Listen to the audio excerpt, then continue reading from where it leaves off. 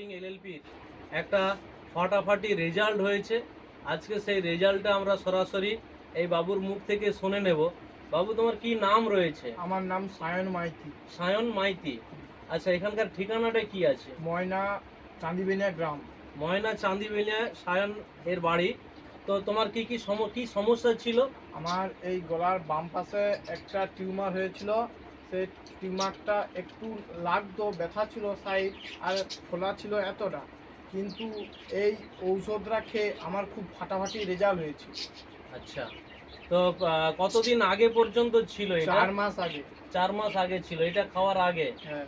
তো এটা তুমি 4 মাস খেয়েছো? হ্যাঁ। 4 মাস খাওয়ার পরে কি রেজাল্ট পেয়েছো, না আরো আগেই রেজাল্ট পেয়েছো? আরও আগেই রেজাল্ট পেয়েছি। কত মাস পরে রেজাল্ট পেয়েছো?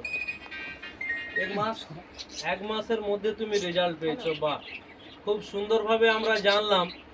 আজ থেকে ঠিক 4 মাস আগে সায়নের এই বাম পাশে একটা টিউমার ছিল, একটু ব্যথা হতো এবং টিউমারের সাইজটা ও যেটা দেখালো প্রায় এইরকমই ছিল। ডিপারগো খাওয়ার পরে প্রায় 1.5 মাসের মধ্যে ওর কিন্তু ওই টিউমারটা গায়েব হয়ে গেছে।